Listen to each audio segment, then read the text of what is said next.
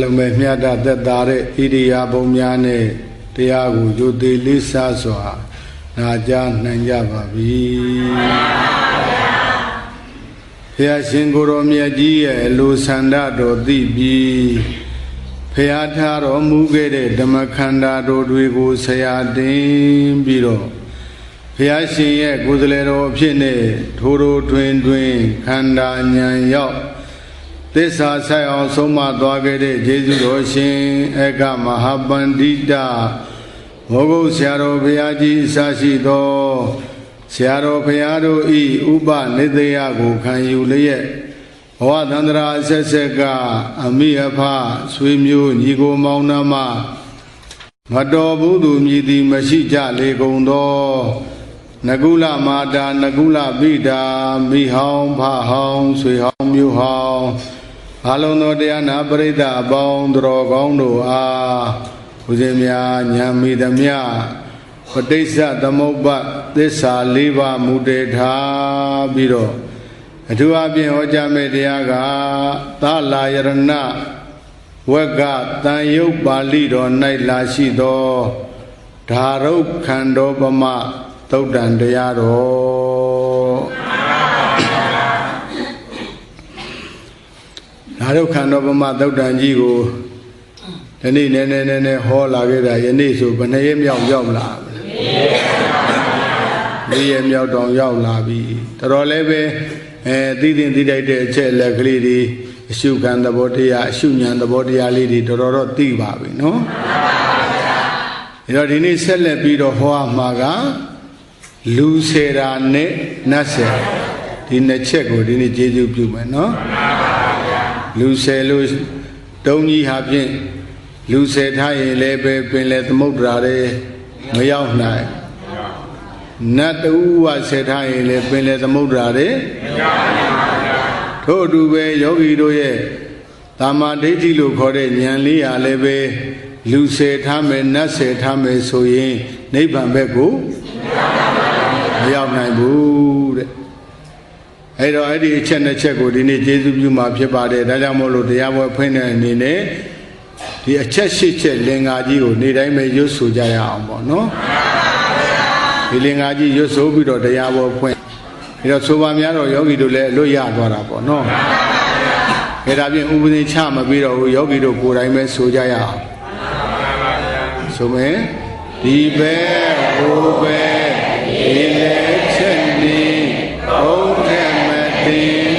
လူတွေမဆက်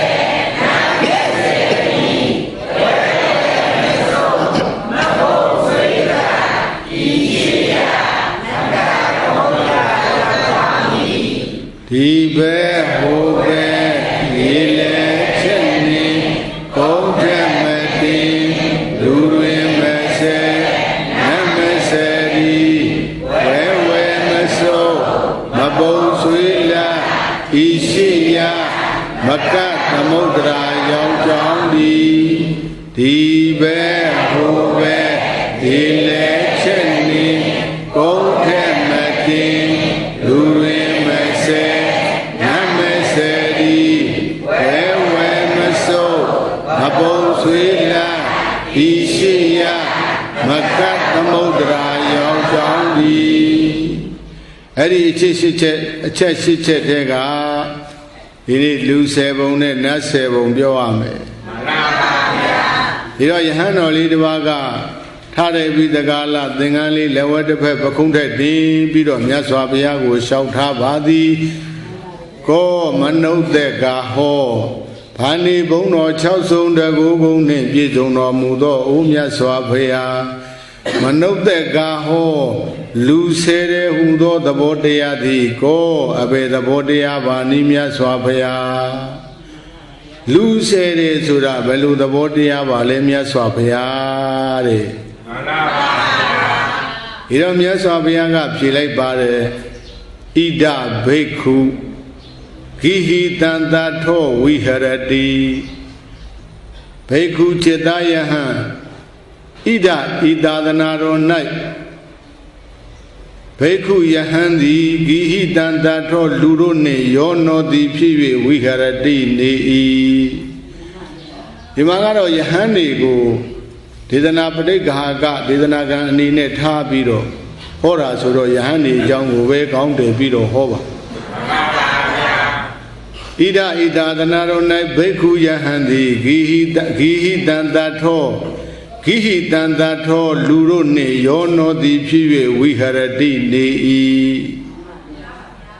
လူတို့နဲ့ယောနောပြီးနေတယ်ဆိုတာဘာလို့လဲကိုယ်နဲ့လေယောစိတ်နဲ့လေယောကာယတန်တက်ကစိတ်ဓာတန်တက်ကကိုယ်နဲ့လေယောနောနေတယ်စိတ်နဲ့လေယောနောစိတ်နဲ့ယောနောတော့ဘယ်လိုယောနောလဲတဟနန္ဒီတဟသောဂီလူတွေမှာဝမ်းသာတရားနှစ်သက်เสียရှိရင်သူကလည်းရောပြီးတော့မင်းတခါတက္ကမတွေအကြောင်းပြီးသူကဝမ်းသာတယ်နှစ်သက်တယ်မှန်ပါဗျာယဟန်တပါးလေမှန်ပါဗျာလူတွေမှာဝမ်းသာစရာတွေဖြစ်လာလို့ရှိရင်သူကလည်းလူတွေနဲ့ရောပြီးတော့ဝမ်းသာတယ်နှစ်သက်တယ်မှန်ပါဗျာတဟသောဂီတဲ့လူတွေမှာဝမ်းနေစရာစိတ်ဆင်းရဲစရာတောကဖြစ်စရာတွေကျုံလာရင်သူကလည်းပဲမှိုင်လို့တွေးလို့သူလည်းရောပြီးတော့တောကတွေဖြစ်မှန်ပါဗျာလူတွေနဲ့သူတကားနဲ့ရောနေတဲ့အဓိပ္ပာယ်မရောက်ဘူးလားရောက်မှန်ပါဗျာသူလုံးစရာရှိတဲ့အလုပ်သူဆိုင်ရာ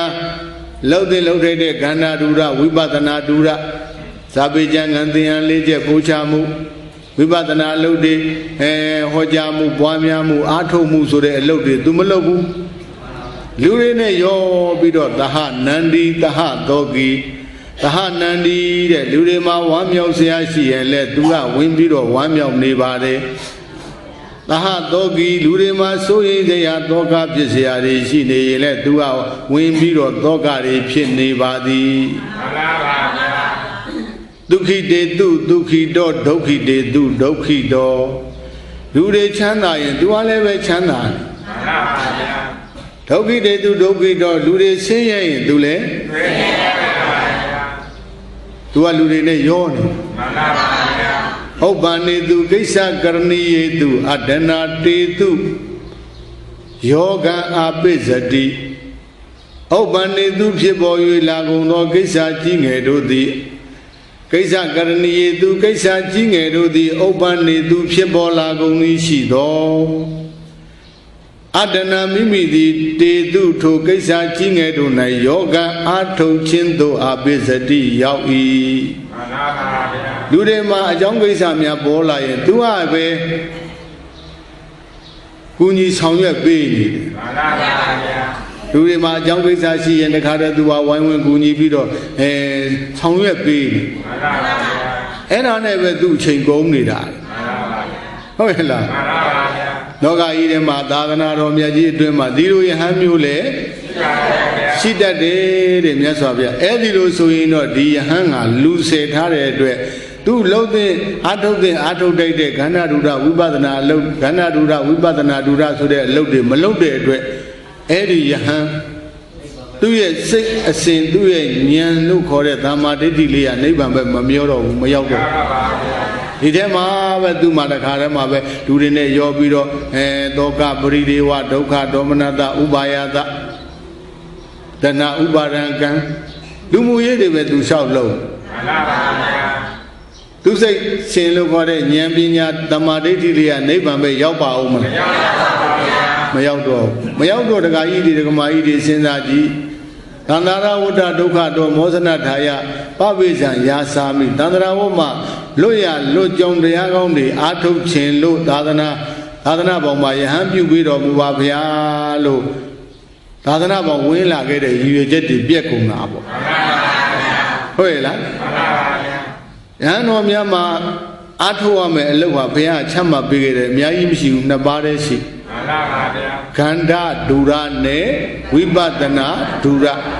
ခန္ဓာဒုရဆိုတာကဇာပေကျမ်းဂန်နေသင်္ဟန်နဲ့လေးကျက်တယ်ပို့ချတယ်ဝိပဿနာဒုရဆိုတာကတော့ဝိပဿနာတရားတွေဟောကြားတယ်ပွားများတယ်အားထုတ်တယ်သူများလည်းဟောတယ်ကိုယ်တိုင်လည်းပဲကြည်ကြံကြိုးကိုပွားများအားထုတ်တယ်ယဟန်အလုပ်ကဒါပဲလေမှန်ပါဗျာယဟန်ကိစ္စနရုဒ၌နော်ယဟန်ကိစ္စနှစ်ခုပဲရှိမှန်ပါဗျာဒီနေ့ကိစ္စတွေကဘာမှမဆိုင်ဘူးလူတွေကိစ္စမှန်ပါဗျာအဲ့ဒါမဟုတ်ဘူးတဲ့ तू က လူတွေနဲ့ရောနှောပြီးတော့သဟနန္ဒီသဟသောဂီဒုက္ခိတေတုဒုက္ခိတောဒုက္ခိတေတုဒုက္ခိတောဥပ္ပန္နေတုကိစ္စကရဏီယေတုအတ္တနာတေတုယောကံအာပိစတိသဟနန္ဒီလူတွေဆိုသဟနန္ဒီလူတွေမှာနှစ်သက်စရာဝမ်းမြောက်စရာဖြစ်ရင်သူလည်းရောပြီးတော့ဝမ်းမြောက်တယ်နှစ်သက်တယ်မှန်ပါဗျာသဟသောဂီလူတွေမှာစိုးရိမ်စရာတွေဖြစ်လာရင်သူကလည်းပဲလူတွေနဲ့တကဝရောပြီးတော့စိုးရိမ်သောကတွေဖြစ်တယ်မှန်ပါဗျာဒုက္ခိတေတုဒုက္ခိတောတဲ့လူတွေမှာချမ်းသာရင်သူကလည်းရောပြီးတော့ချမ်းသာတယ်ဒုက္ခိတေတုဒုက္ခိတောလူတွေမှာဆင်းရဲဒုက္ခတွေ့ကြုံရရင်သူကလည်းရောပြီးတော့ဆင်းရဲနေတယ်သူကဥပ္ပန္နေတုဖြစ်ပေါ်၍လာကုန်သောကိစ္စကရဏီယေတုကိစ္စကြီးငယ်တို့သည်ဥပ္ပန္နေတုဖြစ်ပေါ်ကုန်လသည်ရှိသောအတ္တနာမိမိသည်တေတုထိုကိစ္စကြီးငယ်တို့၌ယောဂံအာထုတ်ခြင်းသို့အာပိစတိရောက်၏လူတွေမှာမှုကိစ္စတစ်ခုပေါ်ပေါက်လာရင်သူကအဲ့ဒီကိစ္စတွေအကုန်လုံးလိုက်ပြီးတော့ပရိဟိတလုပ်ငန်းအနေနဲ့ဆောင်ရွက်ပေးတယ်သူလုပ်ရမယ်အလုပ်ကန္နာရူရဝိပဿနာရူရပရိယတိလုပ်ငန်းပရိပတ်တိလုပ်ငန်းအဲ့ဒီလုပ်ငန်းတွေကြတော့သူအကုန်လုံးမေ့ပြောက်တာခြေသားတို့တဲ့အဲ့ဒီလူများလူတွေနဲ့ရောနှောပြီးတော့နေမယ်ဆိုလို့ရှိရင်ခြေသားတို့ရဲ့တမ္မာဒိဋ္ဌိလို့ခေါ်တဲ့ဉာဏ်ကလေးဟာနိဗ္ဗာန်ဘက်ကိုမရောက်နိုင်တော့ပါမှန်ပါဗျာဒါကယဟန်နေဟောတာနော်မှန်ပါဗျာအေးလူတကာဓမ္မတွေကြတော့လေဒီနေရာထည့်ပြောရလူမှုရေးကိစ္စတွေပဲအရေးပေးနေတယ်အားဆိုင်နေတယ်သူတော်ကောင်းအလုပ်အားထုတ်ဖို့မေ့လျော့ပေါ်ဆနေတယ်ဆိုလို့ရှိရင်အဲ့ဒီလူလည်းပဲလူဆယ်တာပဲဟုတ်လားအဲလူတကာဓမ္မတွေလည်းလူဆယ်တာအများကြီးပဲဘုန်းကြီးတွေဟောလို့ဘုန်းကြီးတွေလောက်တယ်မအောင်မေးနဲ့နော်လူတကာဓမ္မတွေလူဆယ်ထားလို့နိဗ္ဗာန်မရောက်တာအများကြီးရှိပါတယ်ဟုတ်လားကြည့်လေတကာကြီးတွေဓမ္မကြီးတွေခင်ဗျားတို့လောကရဲ့ဉာဏ်ပရိယာဖြန့်ကြည့်လိုက်စမ်းပါလားဒါရည်သမီးရေးစီဝါရေးရောင်းရေးဝယ်ရေးလူမှုရေးအဲ့ဒီအရေးတွေနဲ့အချိန်ကုန်နေတဲ့လူတွေကအများကြီးပဲဟုတ်ရဲ့လားအဲ့ဒီလူတွေပါဆယ်ထားလားဒါဆိုရင်တုံးကြီးနဲ့တူတဲ့အဲ့ဒီပုဂ္ဂိုလ်တို့ရဲ့သမာဓိဋ္ဌိဆိုတဲ့ဉာဏ်လေးကနိဗ္ဗာန်ဘက်ကိုမမျောနိုင်တော့မျောနိုင်ပါတော့မမျောနိုင်တော့ဘူးဒါတွေသမီးတွေအတွက်လည်းပဲစိုးရင်ကြောင်းကြဆွေမျိုးညီကိုမောင်နှမတွေလည်းစိုးရင်ကြောင်းကြမိတ်ဆွေတငယ်ချင်းတွေအတွက်လည်းပဲစိုးရင်ကြောင်းကြအဲ့ဒါပရိဟိတလုပ်ငန်းတွေပေါ့မလုပ်ရဘူးတော့မဟုတ်ဘူးပေါ့လေထိုက်တရားလို့ဆိုတာလုပ်တော့လုပ်ရမှာအဲ့ဒီထဲမှာကြီးပဲကိုယ့်ဘဝတစ်ခုလုံးမြုပ်နှံပြစ်လိုက်လို့တော့ပါမလားမတော်ပါဘူးလူမှုရေးဆိုတာလေလှုပ်သိမ်းတဲ့လောက်တော့လောကထဲနေတော့လောကအရေးတွေလည်းရှိတော့လှုပ်သိမ်းတဲ့လောက်တော့လုပ်ရမှာအဲ့ဒီမဲ့ကိုယ့်အကျိုးကိုယ်စီးပွားပြက်ပြားလောက်အောင်တော့မလှုပ်သိမ်းဘူးတဲ့ဟုတ်ရဲ့လားကိုကျိုးကိုစီဝါဆိုတာကိုတန်ត្រာလွတ်ရလွတ်ကြောင်းတရားကောင်းအားထုတ်ဖို့အချိန်မပေးဘဲနဲ့ဟိုထဲမှာကြီးပဲအချိန်ကြီးဖြုံးပြနေတာကိုပြောတာအဲ့ဒီလောက်ထိအောင်တော့မလုံးသိဘူးမမိုက်သိဘူးလို့ပြောရဟုတ်တယ်မလားတချို့ကတခါကြီးတွေကမာကြီးတွေအသက်60 80ထိအောင်ပဲဒါရေးသမီးရေးစီးပွားရေးရောင်းရေးဝယ်ရေးတဲ့မှာသားသမီးတွေကတော့သူတို့ပါစီချင်တာမဟုတ်ပါဘူးသူတို့ကကူကမနေနိုင်လို့ပါနေတာတွေအများကြီးရှိတယ်ဟုတ်လားအသက်ကြီးလာလို့ရှိရင်ဒကာကြီးတွေဒကာမကြီးတွေသားသမီးတွေကခင်ဗျားတို့အိမ်နေတာကြိုက်သလားရိတ်တာသွားတာကြိုက်သလားကဲအဲ့ဒါကိုအလိုက်မသိတယ်လို့ဖြစ်နေတာပေါ့သားရည်တဲ့ဝင်ပါသမီးရည်တဲ့ဝင်ပါစီးပွားရည်တဲ့ဝင်ပါဗေဒိုအမေတို့ခေါင်းရင်ကမှာဘုရားနဲ့တရားနဲ့နေကြပါရိတ်တာသွားတရားစခန်းဝင်ပြီးတရားအထုတ်ကြပါတောင်းမှညာတော်လည်းမရဘူးမှန်ပါဗျာဟိုထဲလဲသူပါရမှဒီထဲလဲသူပါရမှငါမလုပ်မဖြစ်ဘူးငါမရှိမဖြစ်ဘူးနဲ့တခါတည်းမှာပဲတဏမာနဒိဋ္ဌိတွေနဲ့အဲ့ဒီထဲမှာအရှုံးမပေးဘူးဝင်ပြီးတော့နှွဲနေတာမှန်ပါဗျာ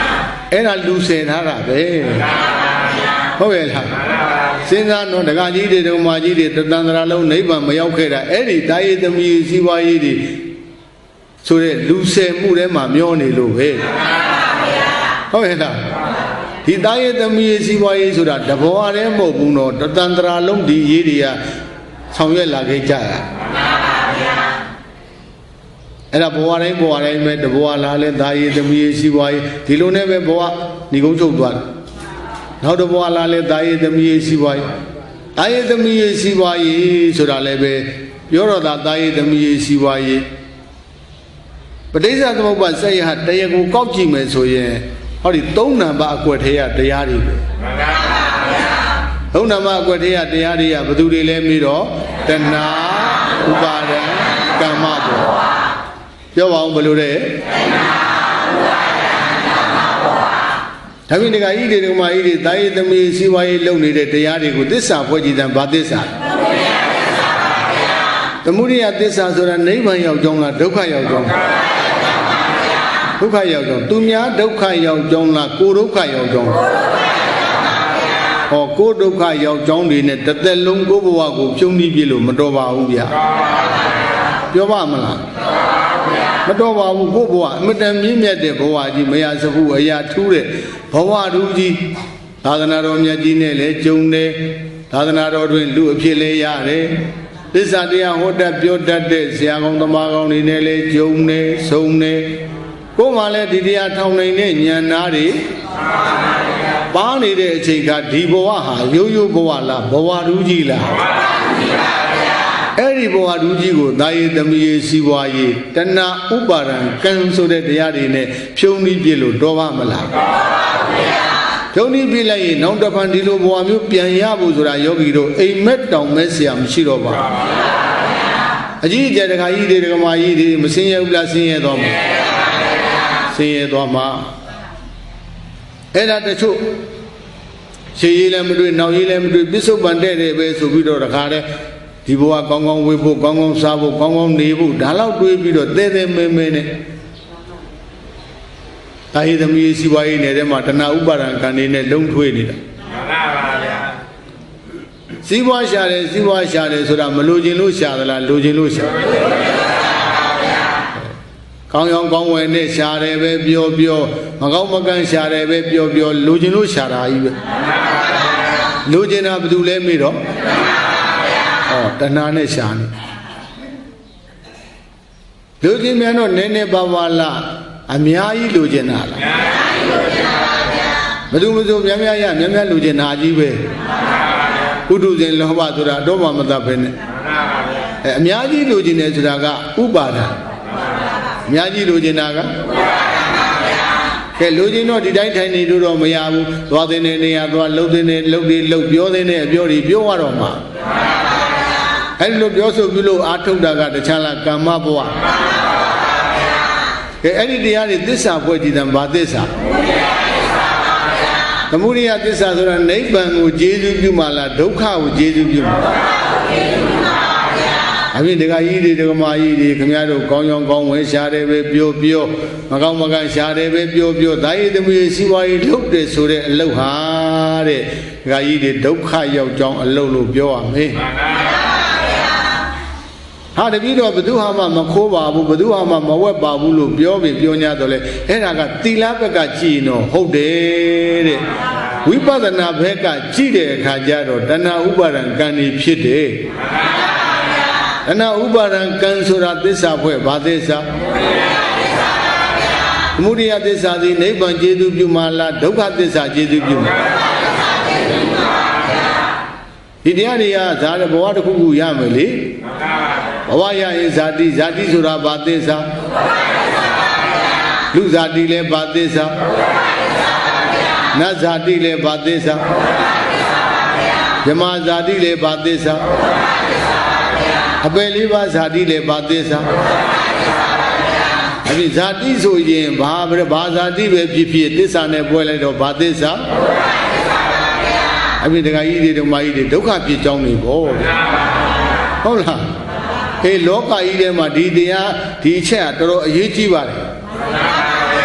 လူစေထားလို့နိဗ္ဗာန်မရောက်တာအများကြီးပဲတတ္တဝါ Châu cha piano yết ta yau đó lúa xe ra xí đi. Yết ta yau đó mà. Đâu bị đồ xe đi là. Em mới xây em biết rồi. Là gáp vô này em ba xe đi. Tu ngã xe ngã tu xe về ra rồi. Không đúng không là. Là gáp vô này ba xe ra. Ê ra. Thế tại sao là gáp vô này tu lấy lúc việc cô lấy lúc việc tu lấy tây áp việc cô lấy tây áp việc. Gáp vô này gì này người này bao giờ cha vui là.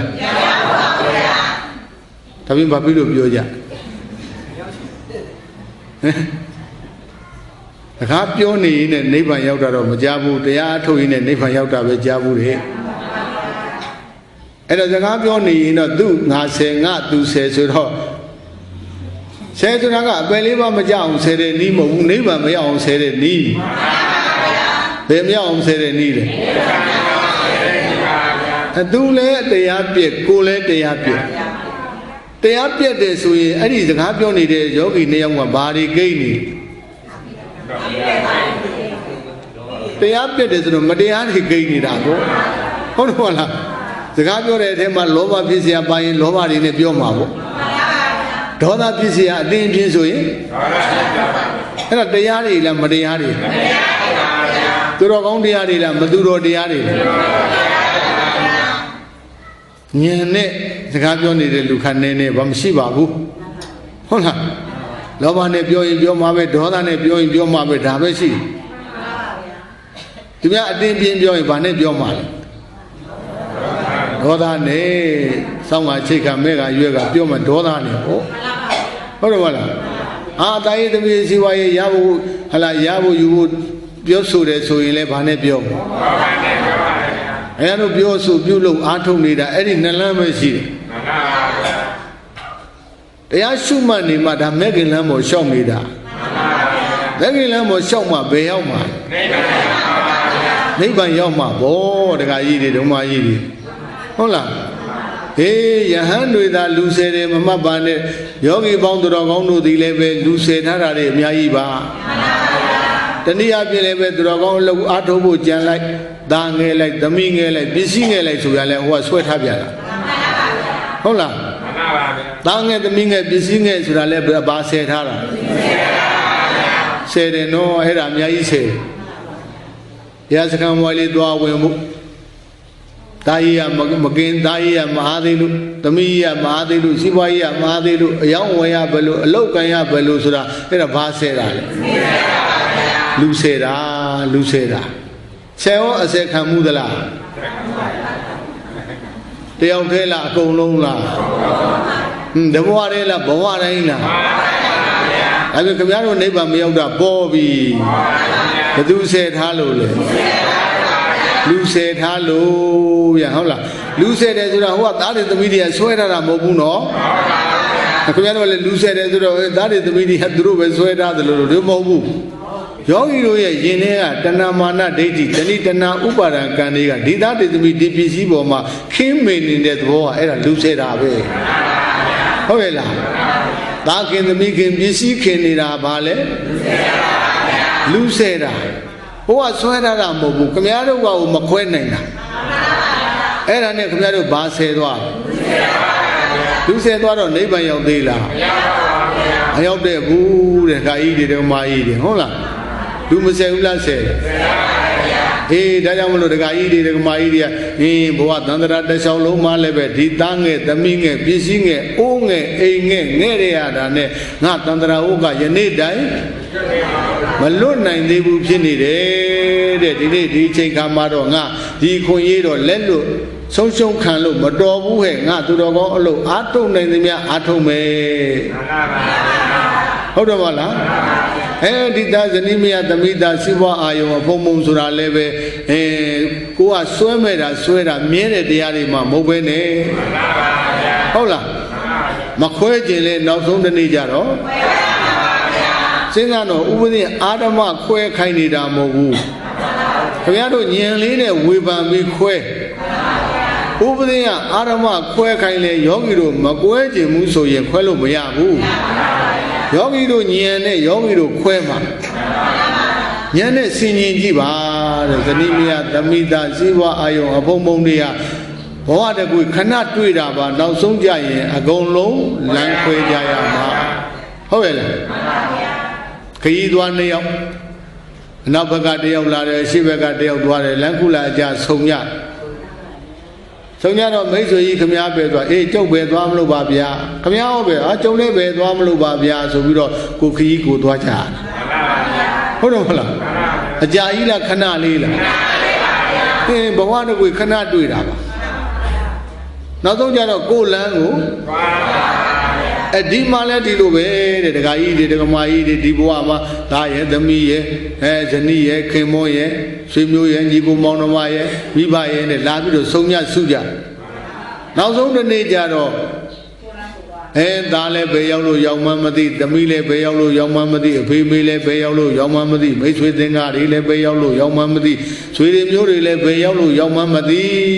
တဲ့ကိုလန်းကိုသွားကြတယ်ကိုကန်စီမန်နဲ့လမ်းတိုင်းကိုလျှောက်ကြရတာဟုတ်လားမတူဘူးနော်မတူဘူးနော်ကိုလန်းနဲ့ကိုခဏလေးလာဆုံးတာသူလည်းသူကိစ္စနဲ့သူကိုလည်းကိုကိစ္စနဲ့ကိုပဲကိစ္စဆိုတာကံပဲသူလည်းသူကံနဲ့သူကိုလည်းမိသားစုတစုထဲမှာတော့တယောက်နဲ့တယောက်ကံချင်းဟာမတူဘူးနော်မတူဘူးနော်ဒကာကြီးတွေဓမ္မကြီးတွေခဏလာဆုံးရမိသားစုတစုထဲမှာတော့မတူဘူးအကျိုးပေးခြင်းလည်းမတူဘူးအကြောင်းချင်းလည်းမတူဘူးအကြောင်းမတူလို့အကျိုးမတူတာဟုတ်လားမတူဘူးတချို့ကလေးမွေးလာကလေးကထူးလာကောင်းတဲ့ဘက်မှာထူးတာလည်းရှိတယ်မကောင်းတဲ့ဘက်မှာထူးတာလည်းရှိတယ်အခုဥလာမင်းထုံးတို့ဒေါ်ထေးထေးတွင်တို့သာသာလေးကူကူကလေးလေးဘာမှမသိသေးဒီကလေးလေးကျတော့ငယ်ငယ်လေးကဝေးကစားကလေးကဘုရားနဲ့တရားနဲ့သံဃာနဲ့ဒီလိုမွေးဖွားလာဒါလေးတွေသူကံနဲ့သူခင်ဗျားတို့ပြုပြင်ဖန်တီးလို့မရဘူးဟုတ်ရဲ့လားသူတတ္တဝါတွေကကံစီမံတယ်လို့ဖြစ်လာကြဒါကြောင့်မလို့ဒကာကြီးတွေဒကာမကြီးတွေဘဝတကူခဏတွေ့ပြီးတော့လာကြတာအဲ့ဒါကိုမခွဲရတော့ဘူးလို့ဆွဲထင်မှတ်ပြီးတော့ဒါငါသားဒါငါသမီးဒါငါပစ္စည်းဒါငါကိုဒါငါဟာဒါငါဥစ္စာနဲ့တဏမာနဒိဋ္ဌိတွေနဲ့ညီးနေတာနဲ့ပဲအဲ့ဒါလူဆယ်ထားတာမမျောတော့ဘူးတုံးကြီးဟုတ်ရဲ့လားမျောသေးလားမမျောတော့မမျောဘူးဆိုတာကဒီလိုတန်တရာဝတ္ထဲကနေလွတ်ပြီးတော့နိဗ္ဗာန်ပဲမမျောတာတန်တရာထဲမှာတော့သူလှည့်နေတာပဲဟုတ်ရဲ့လားအဲ့ဒီတန်တရာဝတ္ထဲကမျောလွတ်ထွက်ပြီးတော့မျောမသွားတော့ဘူးဒီထဲမှာပဲလှည့်နေတော့အဲကြောင့်ဒကာကြီးတွေဒကာမကြီးတွေကညံလေးနဲ့တင်ပြီးတော့ဆင်ញင်ရတယ်ငါဘလောက်ပဲဆွဲနောက်ဆုံးတစ်နေ့ကျတော့ခွဲရမှာပဲတဲ့သူလည်းမမြဲငါလည်းမမြဲဟုတ်တယ်မလားဒကာကြီးတွေအာယုံရဲ့အာရမဏိကရဲ့မမြဲပါဘူးဘယ်သူမှအဖေအမေမမြဲတယ်လို့သားသမီးလည်းမမြဲပါဘူးဗျာသားသမီးမမြဲတယ်လို့အဖေအမေလည်းမမြဲပါဘူးမမြဲတဲ့တရားတွေကြီးစုစည်းနေတာဥစ္စာအဲကြောင့်မကွဲခင်ကလေးကညံလေးနဲ့ခွဲတာတော့ကွဲတဲ့အခါကျတော့သက်သာတာမကွဲခင်ကလေးကညံနဲ့မခွဲဘဲနဲ့တဏမာနဒိဋ္ဌိတွေနဲ့အစွဲကြီးဆွဲထားရင်ခွဲတဲ့အခါကျတော့မသက်သာဘူးသက်သာပါမလားမသက်သာဘူးနော်မသက်သာဘူးနော်ဒါကြောင့်မလို့ညံတင်ပြီးတော့ဆင်ញင်ပြီးခွဲလိုက်စမ်းပါဇနီးမယားသမိသားစီးပွားအာယုံအဖုံဖုံတွေကငါကဘလောက်ခင်းငါခင်းတယ်လို့ तू ကမြဲတယ်ခိုင်းတဲ့တရားမှမဟုတ်ဘူး तू ကမြဲတည်ထားအောင်တော့ငါခန္ဓာကလည်းပဲမမြဲဘူး तू လည်းမမြဲအဲ့ဒီအိဋ္ဌတရားတွေလားအိဋ္ဌတရားတွေလားဒုက္ခတရားတွေလားဒုက္ခတရားတွေလားအတ္တတရားတွေလားအနတ္တတရားတွေလားဘာသစ္စာပါလဲဒုက္ခသစ္စာ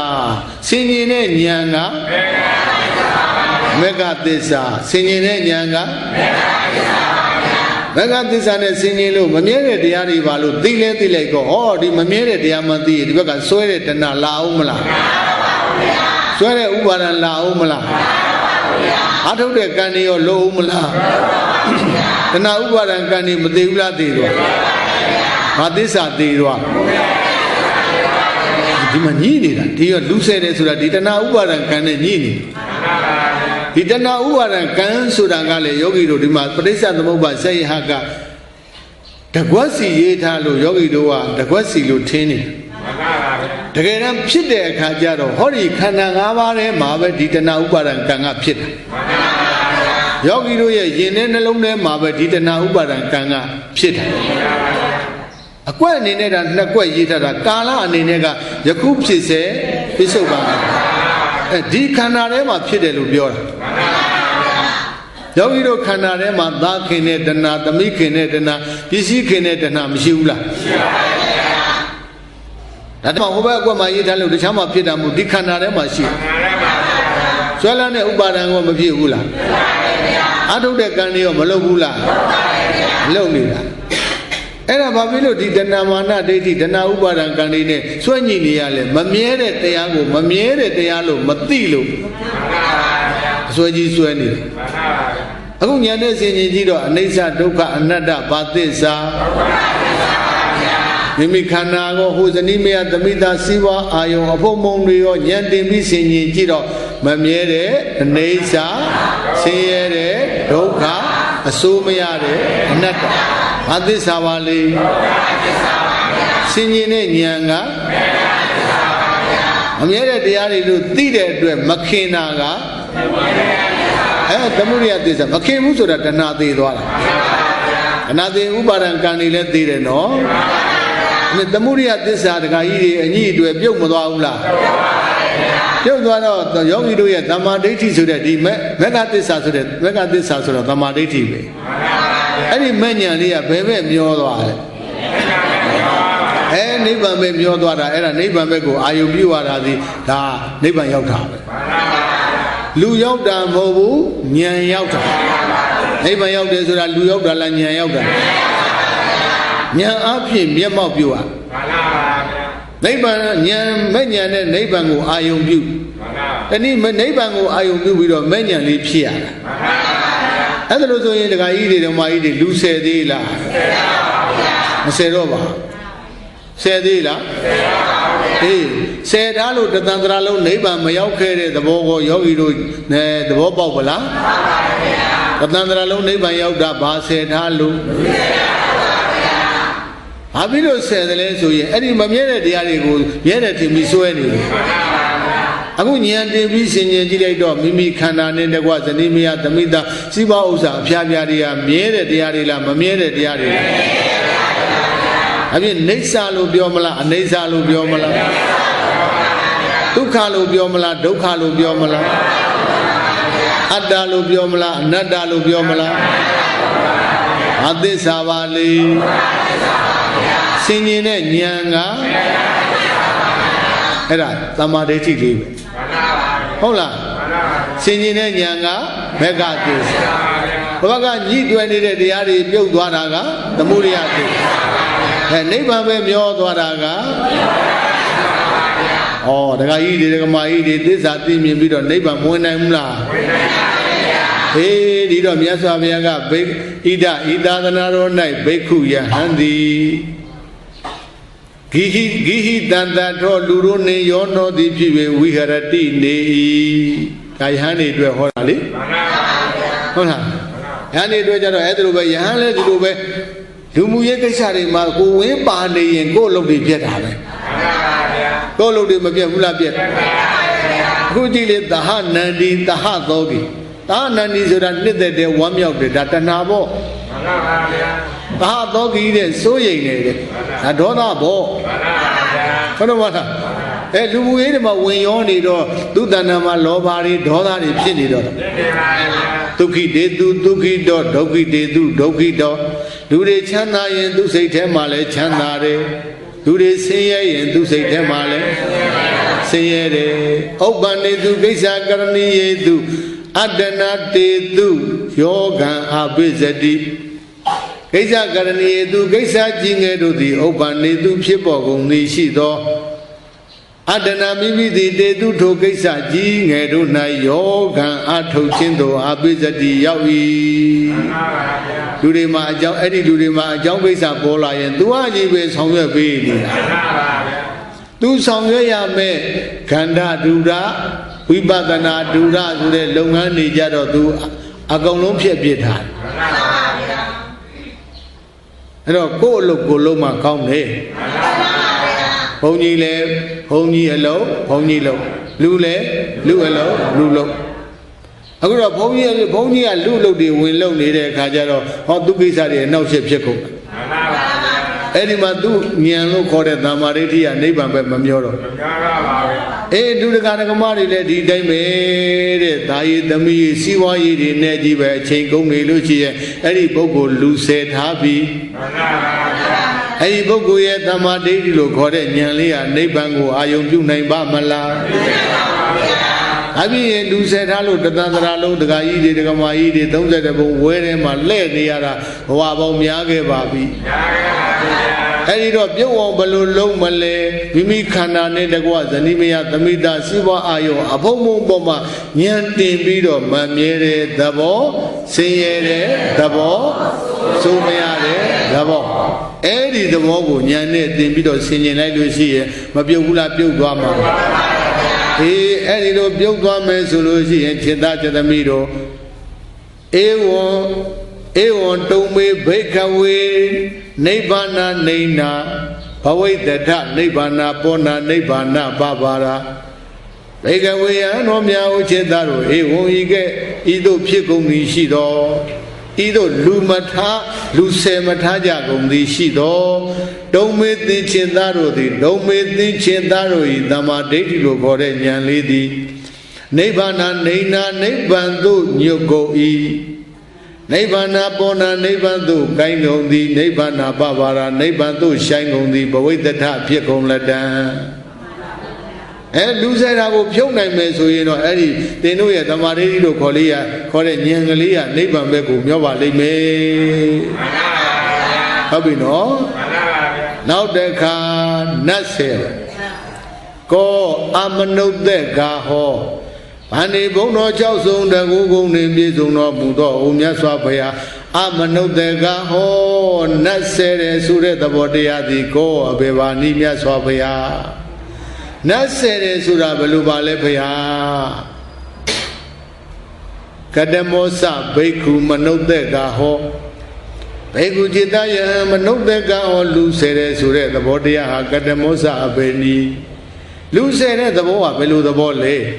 ဣဒဘိက္ခုဧကိသောအညတရံဒေဝနိကာယံဗျမစရိယံစရတိဣဒဤသာသနာတော်၌ဧကိသောအချိုသောဘိက္ခုယဟန်သည်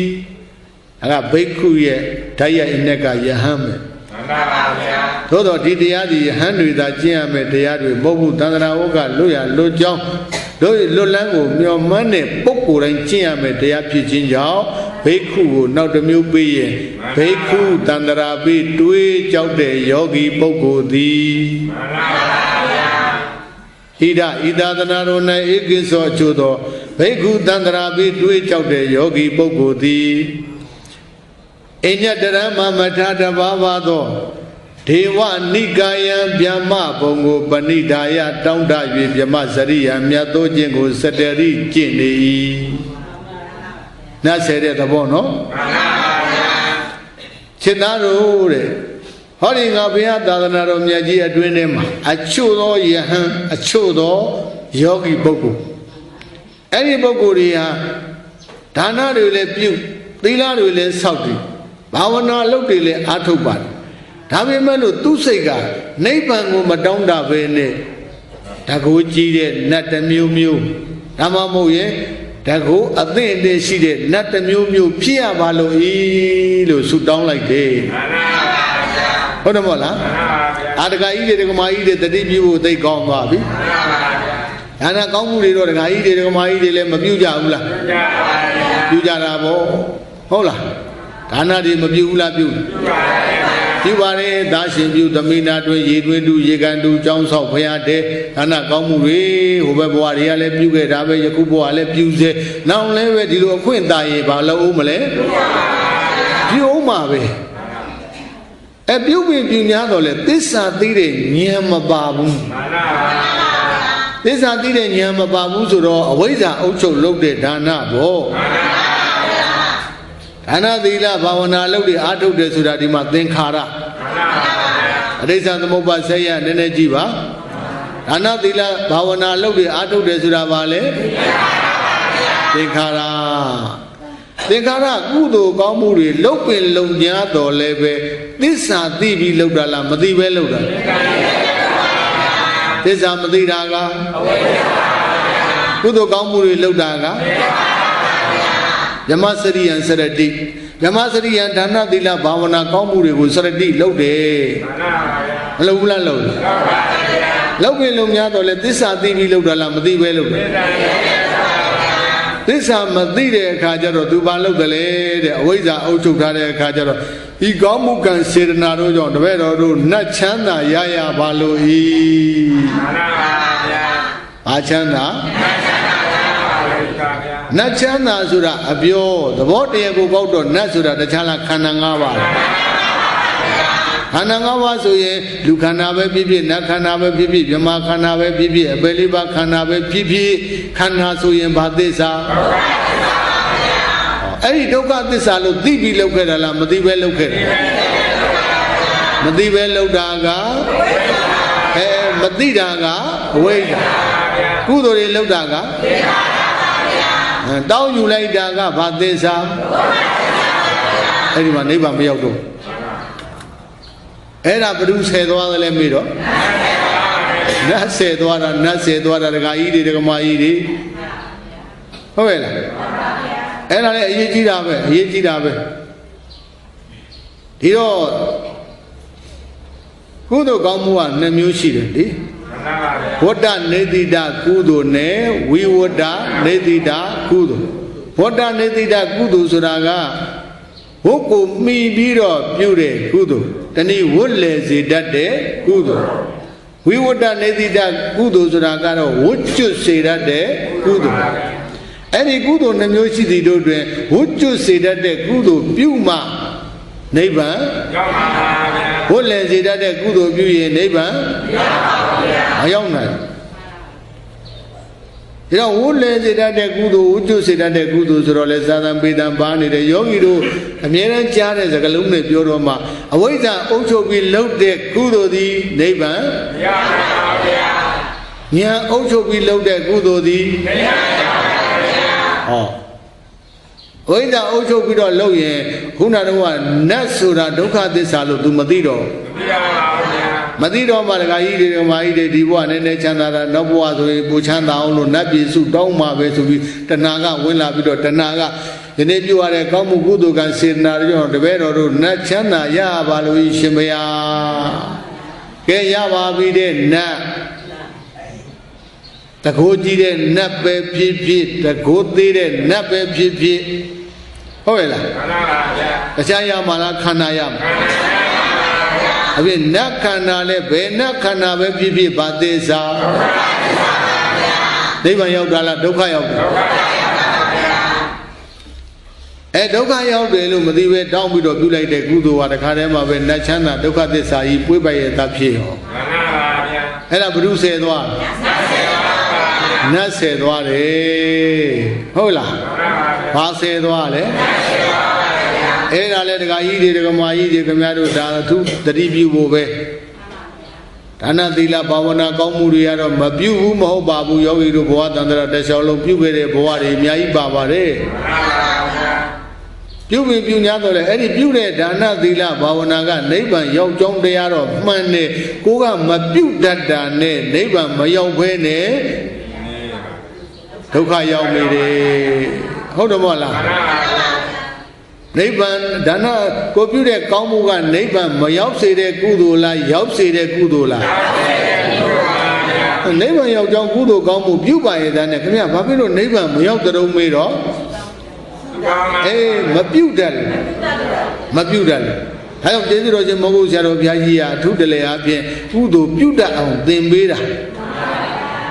cú đồ mà biểu này luôn căng quật à mồ bung nó biểu đạt ông bán lâu quỳ tiền bê ra mà đặc hại mà về bên đây sao mà sẽ à thao bị rồi he thế sao mà tí đấy với giờ ông số bị lâu đấy cú đồ số gì mấy rồi nấy bà mày ông bu đâu khai ông đã đấy thế sao tí đấy nhá ông số bị lâu mà mấy rồi biểu đấy cú đồ à về ông mà lấy nấy bà ông mấy đấy với giờ ông số gì mà tôi muốn làm là tân na bá làm mà không đâu mà là Alurana Pugumja Nyana Singoke Nyamakut Lian Tanawin Ya Lian Dokave Nya also Vilolusia, Hotana Mowen Haimu. I will look at all Nachana so that Dokate Salu Nyanga, Matula Din. Dini address to went down on my eye. Away the Ocho door hall. Nachana so that Dokate Salu Didi de la Madido, Matide Kajaro, 2 years about Matana, Winlabido, Ikamugan Sinaru on the way or Nachana Ya Balu Shimbialo, Dua went down. Edna went down now. Era Biora, Aludana, Pugonja, Nyana, Senko, Nyamakulian, Tanawin, Ya, Layan, Dokabe. Udi Ulamintuno, that they be on alone to Mukana Bo. Ludana Nera Mogu, Sakanda, Wellumi. I shan't baby, Sagan dog where he let you like that. Say another idea, Sakam with some Sugrega, Simbia, Chojo Nero, Simbia, Masonga Bane, Baby so known as Simbia, say danger, Lulula, Simama, Soro, Ubin Wale, Nida, a county, Yogi to Chep, Yo, Simam Bida. Yogi to Sara, Komja, I call it a napshida. Magam Soile. Hello, Belu Pimale. Eh, I down you in your body, Payalo. I shall go my town that I may know. Eh, how may do it and Namagam so Yaile? Dola. How the Lemo, Magam the Lemo so in? I down you in your body, Paya. Hello, Biama. Eh, John Nino, Ludaga, Lumaria, the car, Luma Isola, Nidela, Labito, the Masanka, PD, Yogi, Dosona, we went Dosona, G, Bido, PD, Pilu. Who do the area, Karen say, Longo, Amia, Boamiara. Talo, Gonja, Candela, Kudo, the area, Ato, and Dokaya water, so ye, Dilo, Blue Bamu. Hola. Blue Amuzra, Mati Vene, Dubane. Hola. You know, Ludaga, Lumaria, Lurome, so you balloon, the Cananian side boy. Anyan side. Cananian side, Beck Cananian side. Canarema Sidaga, Doka, Sido, Doka, Duma. Canamania Badesa. Nyanera de Jaji, the Taylem do, the Jewelem do, Chora lem do, Lara lem do, Buddha lem do, Shira lem do, Baina lem do. Badesa do. Tu Canare Pimushira who are Badesa. Toga desa, see that Doga desa do. And the no so ye, a Martuida, Manduida. Era the Madeti. However. A man with a valley. Element neighbor may be over there. The way the guy didn't why they lose a less, Mabe, Nasa, less, Mabe. Luchana down in Lucemabe, Nachana down in. Said I, neighbor may help bottom. Era will be on it, Era will be on it. Aludana, Pugonja, Nyana, Sinkoke. Nyamakulian Tanawin Ya Layan Dokabe Louis Dani baby Robaya Harukari Yamale Pati Dande Onate Twe Lonsi Ye ဘာလဲပတိတန်တေအိုနာတေတွေးတွေးလွန်စင်းရဲ့ခန္ဓာရရင်ပတိတန်နေနေရတဲ့ဒုက္ခတွေးမှတွေးပါမလားအိုရတဲ့ဒုက္ခနာရတဲ့ဒုက္ခသိရတဲ့ဒုက္ခအမေဒုချမ်းသာနတ်ချမ်းသာဆိုတာဒကာကြီးတွေအပြောဘောဗျာသဘောကဘာသစ္စာအဲ့ဒါဉာဏ်နဲ့ကြည့်မှသိတာဘာနဲ့ကြည့်မှဉာဏ်အုပ်ချုပ်ပြီးလုံမှဒီကုသိုလ်ဒီနေဒုက္ခလွတ်တဲ့ကုသိုလ်ဖြစ်မှာအဝိဇ္ဇာအုပ်ချုပ်ထားရင်အဲ့ဒီဒုက္ခကို तू မမြင်ဘူးယောဂီတို့ရဲ့တမ္မာဒိဋ္ဌိဆိုတဲ့ဉာဏ်လေးတာမပါဘူးဆိုရင်အဲ့ဒီမှာဒီဒုက္ခကိုမမြင်ဘူး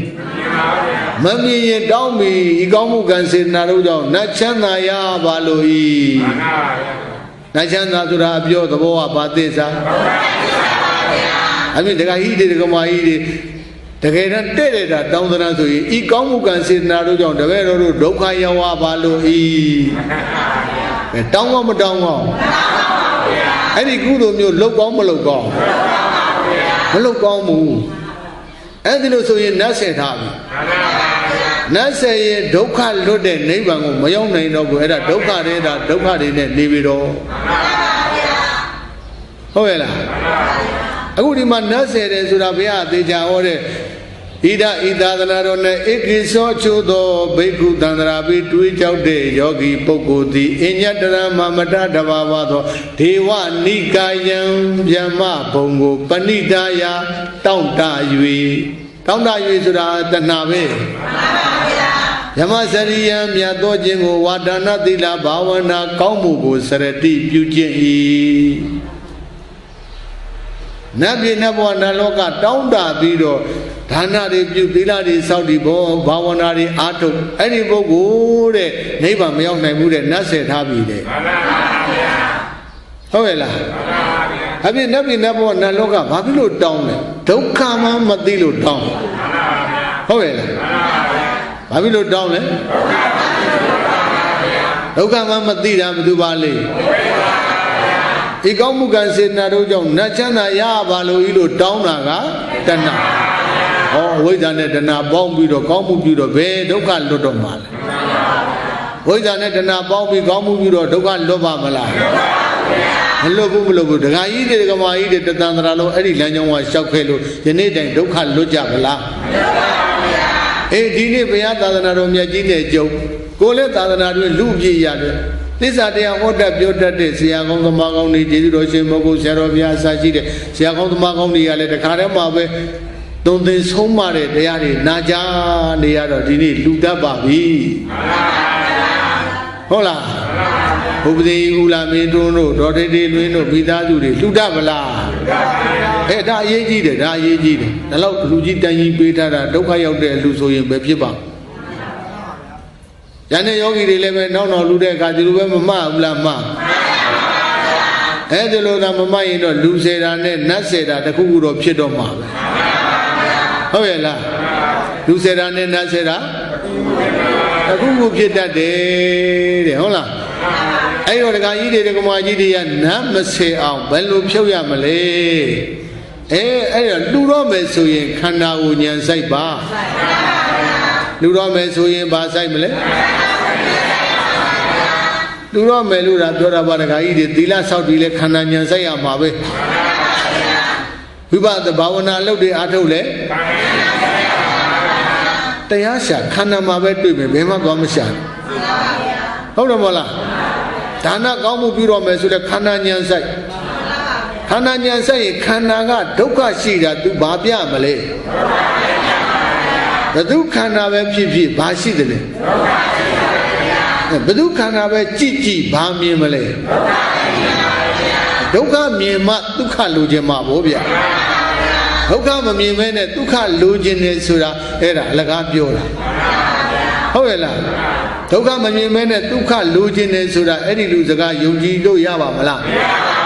မရဘူးတော့စဉ်းစားအဲ့တော့ဒုက္ခလိုချင်ရင်ဒုက္ခမြင်အောင်ကြည့်ဒုက္ခလိုချင်ရင်ဒုက္ခဘယ်မှာရှိဘဒုက္ခန္တာကြည့်ဘာသစ္စာ Oh, khana ya, lu khana be ya, na khana be ya, yama khana be ya, bhatisa.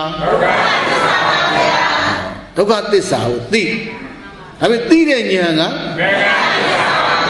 Nyane ti de atwa khamya do di dukha myo nauta ya yin yo mala me do. To ba bi shin bhaya ye di takha taw ma ti lo yu mi ba le. Naw naw mya so yin do to ba bi tan ba bi so do ai di ma tanna ti twa da. Lo chin ne lu chanda lo chin ne tanna nat chanda lo chin ne tanna ba phit twa.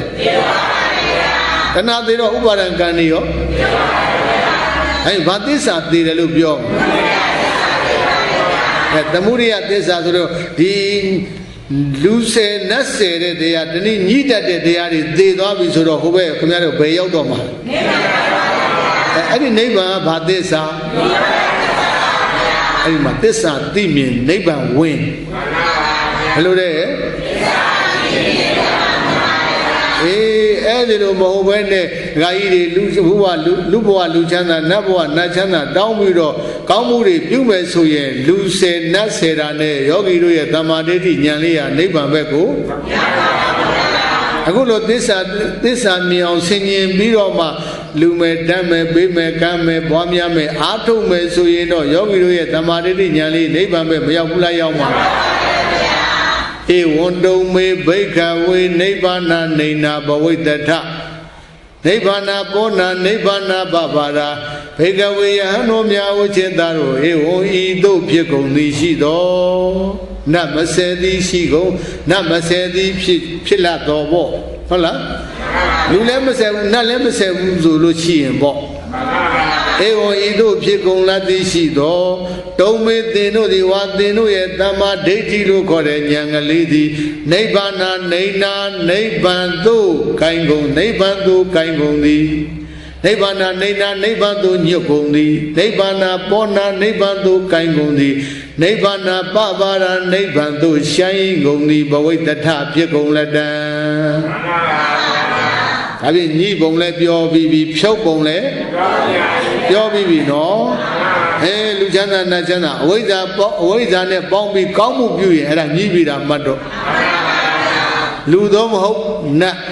ဆယ်တော့မှာပဲဝိဇ္ဇာဉာဏ်အုံချုပ်ပြီးတော့ဒါနသီလဘာဝနာအလုပ်တွေအားထုတ်မယ်ဆိုရင်လူလဲဆယ်အောင်မလား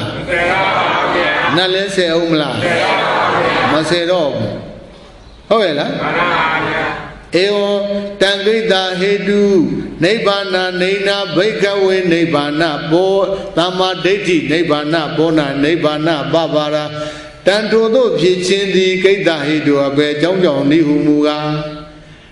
နိဗ္ဗာန်ဘက်ကိုသမ္မာဒိဋ္ဌိလေးမျောသွားတယ်ဆိုတာဘာကြောင့်လဲ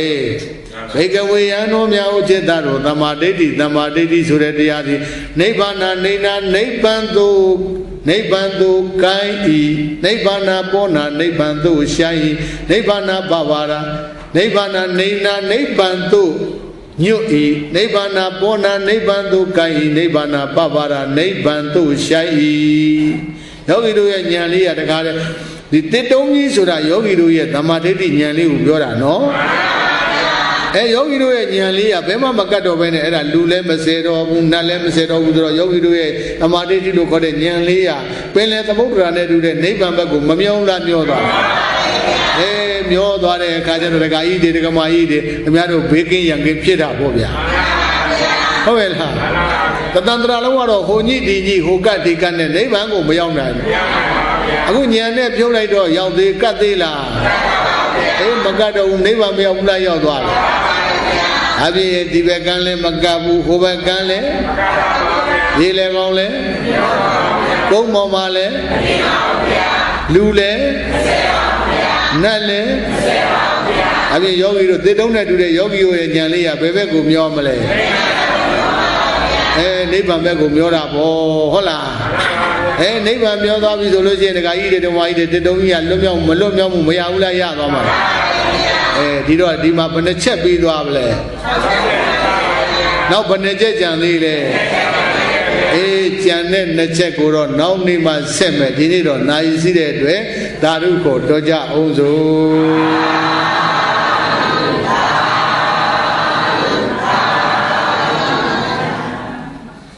အားလုံးပဲကိုယ်စိတ်နှပြချမ်းသာချမ်းသာကြပါစေ